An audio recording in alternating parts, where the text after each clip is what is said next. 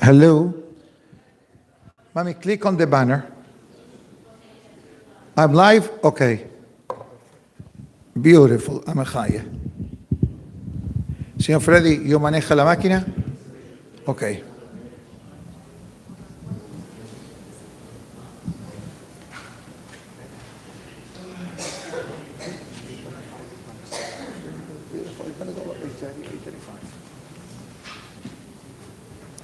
Good evening, Kahal Kadosh. I was about to say good morning.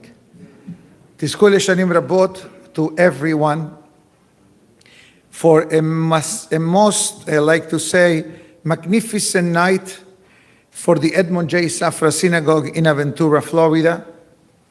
As we know, tonight we have a beautiful evening of Torah and Tefillah b'makom echad, a place of Torah learning and a place of prayer. The way it says, Lishmoa el arina be'el tefillah. I was thinking who I'm going to be inviting to speak to the introduction to the Hazanut concert.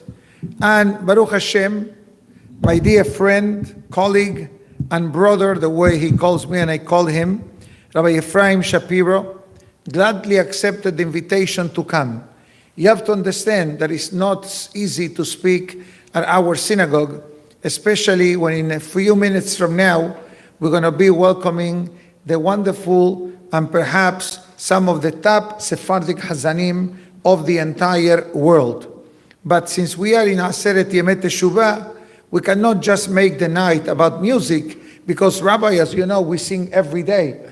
From Rosh Chodesh Elul, Ashkenazim get a deep discount, but Sephardic people, are already from the second day of Elul, coming every day to sing and to praise Hashem. So, Be'ezat Hashem, we are in for a magnificent night, but being Aseret Yemet Teshuvah, this needs to be preceded by words of Hizuk of Torah. So at this moment, I'd like to welcome Rabbi Ephraim Shapiro to give us the words of Hizuk for tonight, Aseret Yemet Teshuvah event. Bechavot.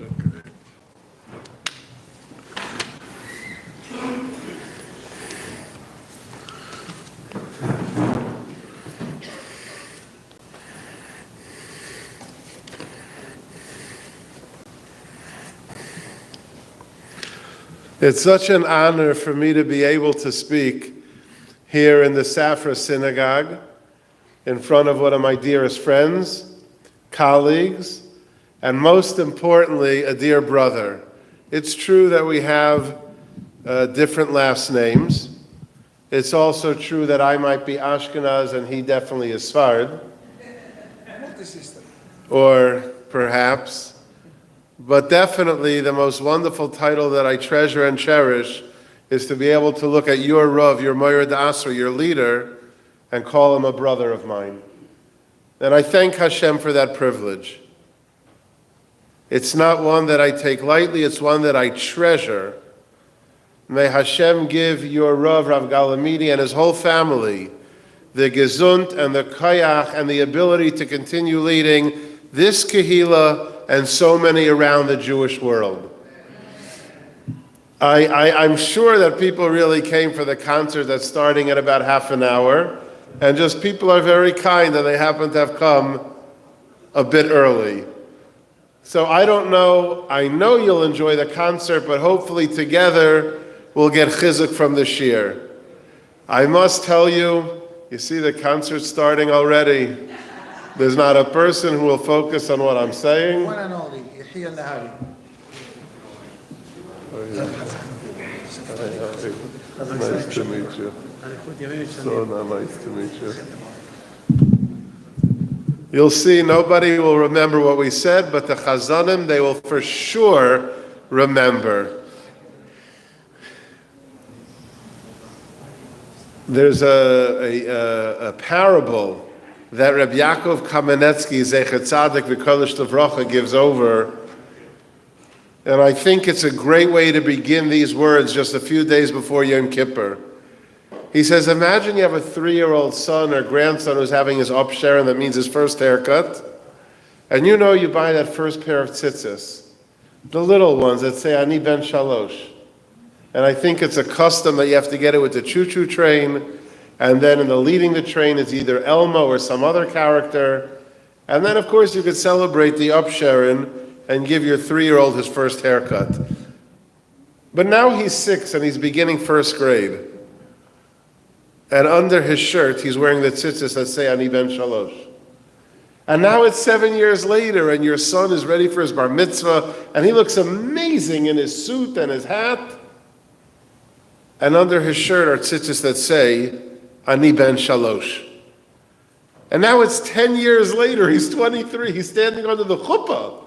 And he has the privilege that his mother is under the chuppah fixing the kittel, the tie, everything should be perfect. And under the kittel, and the suit, and the tie, and the shirt, are a pair of tzitzis that say, Ani ben shalosh. Sounds ludicrous, sounds ridiculous. A 23-year-old should be wearing tzitzis that say, I'm but 3? Rabbi Yaakov Kamenetsky says so powerfully and poignantly, if we don't grow in our avodas Hashem, if we are serving Hashem the same way now that we did last year and last decade and 20 years ago, are we any different than that little boy who became a young man? I might be speaking to people who are 40, 50, 60, 70, however old you are. If we are not growing, if we are not changing, if we are not becoming better, then we're 60 or 70 years old, but underneath we have figurative tzitzis that say, Ani ben shalosh.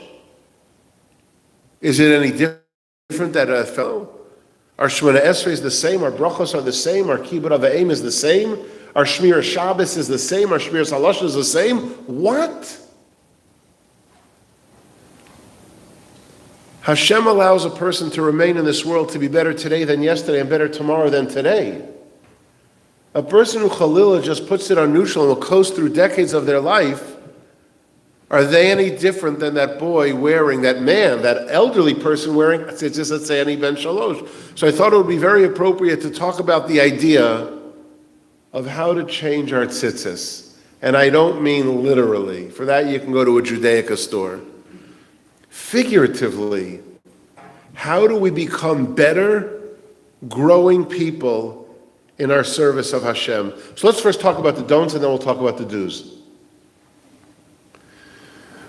Maybe the best way to introduce the don't is with a great story. In the Yiddish world, there's a speaker, Rabbi Ephraim Malach. Rabbi Ephraim Malach is an outstanding Talmud Chacham, an amazing speaker, fantastic person. He tells over a story how a few years ago he was waiting to get a ride. Unfortunately, it started to pour. So he was caught outside in a thunderstorm and he was getting drenched. Minivan pulls up, and he's about to get in, and the fellow says, no, I can't take you. It's my shvugger's. A shvugger is a brother-in-law. Now, one thing I'll tell you, I've spoken here dozens of times. My brother knows that I don't try to use Sfardi Havara. I tried it once about, I don't know how many years ago, and afterwards some of my children said, Tati, don't do that again. So I'm not going to do that.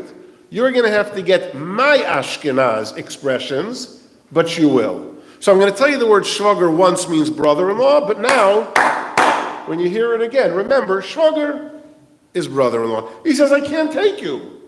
This is my shvugger, it's my brother-in-law's. And you're drenched, you're wet. So why did you stop then? I wanted to tell you, I feel badly for you. Ima nechi b'tzar, I'm in pain, I can't take you, but I wanted you to know I can't take you. And he drives on.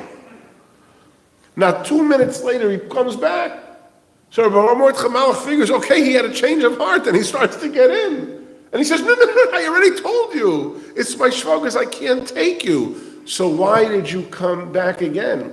Because I want you to know, I was thinking like this. The Gemara says, which means that if something is good, you could do the mitzvah even without the person's permission. So really, I could take you. I don't need my brother-in-law's permission. But I decided that's only in the days that it's sunny. So Rabbi Mordechai's thinking, I'm getting drenched, and this guy's giving a whole sheer klali, and I'm getting soaked.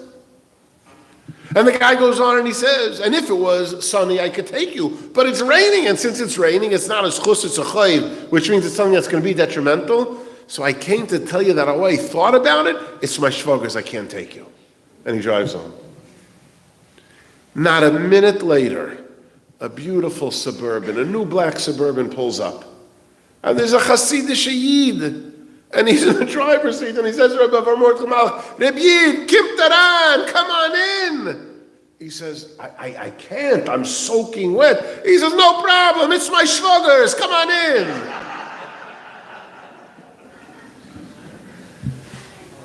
And that is the first impediment why 60 and 40 and 70-year-old people are still wearing tzitzis that say, Ani ben shalosh.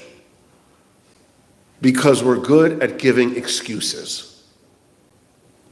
It's easy and convenient to give excuses. It started with Adam and Chava. Rationalizations, justifications, excuses. In fact, do you know, of course you know about saying slichus, as your Rav just pointed out, we've been saying it, 3.5 days? You people have been saying it for like almost 2 months. Now I want to tell you something. Growing up, I used to say, of course they have to say it for like 2 months. They eat rice on Pesach. You eat rice on Pesach, you got to do teshuvah for 2 months. But I want to tell you something. I admire you people. And I'm not saying that I mean that. It's not so easy getting up super early. We do it a few days. You've been doing it since the beginning of Elul. I'm sorry, you don't know how sincerely I mean this. I mamish admire you people that you have the ability, and of course I say you people with the greatest love, no type of political anything. It's amazing that you can do that. Disconnect.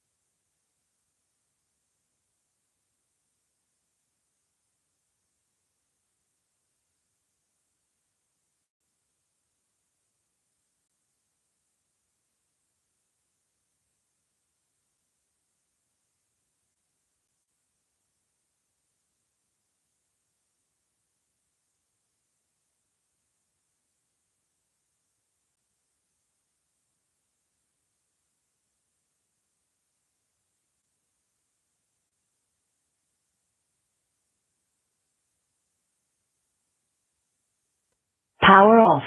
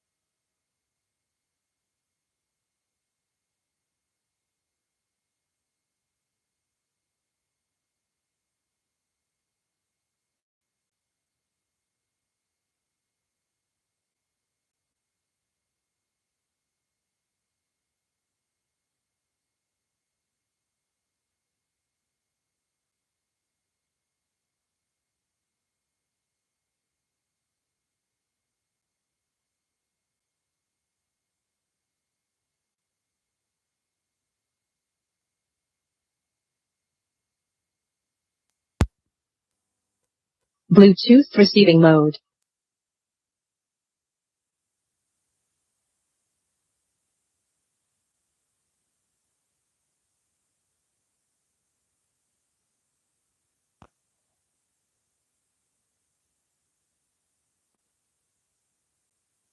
Successful connection. Clothing. Now, when they were starting the second half of the day, the person announced, does everybody see everybody? And everybody was accounted for. Nobody could find the Asian woman, middle-aged, dressed as they were looking for in black, elegant clothing. A search ensued. Everybody was frantically looking for the Asian woman, middle-aged, in black, elegant clothing. Nobody could find her. People were panic-stricken. I know this next line is the one that's going to make you want to see. I told you to do it later on your own time. Everybody looked for the woman, including the woman herself. She spent hours looking for the Asian woman in black, dark clothing, elegant clothing. You'll punch in those words and you'll go home today and you'll say, wow, Shapiro meant it. It really happened exactly how he said it. Yeah, that's what I'm telling it to you. After about 5 or 6 or 7 hours, when she realized they mean me, she had the unenviable task of going to the authorities and saying, I found me, here I am. And they asked her, lady, how could it be you didn't understand? And she answered, I didn't recognize the description of myself because the description was of somebody in one type of clothing. I'm now in dramatically different clothing. I didn't recognize that description. And do you know, I think that that's literally what this week of Aseret Yimei Tshuva is all about. There is a description out there, whether you're Ashkenaz or Sfard or Hasidish or just became religious, whatever it is. There's a description, if you're hearing the words coming out of my mouth, of greatness, of she'ifais, which means aspirations of accomplishing great things. Often we settle for 10 cents on the buck because that description is not me. That's somebody who's been religious their whole life. That's somebody who had this person as a teacher. That's somebody who has, really? You know better? You know better than the Torah? You know better than our leaders? The Torah and our leaders tell us every person on their own level is exceptional, can achieve, can accomplish. Don't suffer from what the Asian woman suffered, of going through the Aseret Yimei Tshuva year after year after year and saying, I just didn't realize that description was me. We can change. We can do things of greatness. Do you want to hear something very powerful that most people aren't aware of? You know why I'm giving you great advice? There's a medrash that says, it sounds a little bit hard to understand, b'makom sheyesh din, ein din. U'b'makom she'ein din, yesh din. In English that means, where there's no judgment, there is judgment. And where there is judgment, there's no judgment. You understood what I just said? The rabbis explain what the medrash means is, im yesh din lemata, ein din lemala. Vim ein din lemata, yesh din lemala. In English, if you're willing to look at yourselves and judge yourself critically in this world, then in Shemayim they have no need to judge you, because you understand the purpose of a Ser Samei Tshuva. But if you don't, and you're not willing to judge yourself and critique yourself and give yourself mussar and rebuke down here, then guess what? That judgment happens upstairs.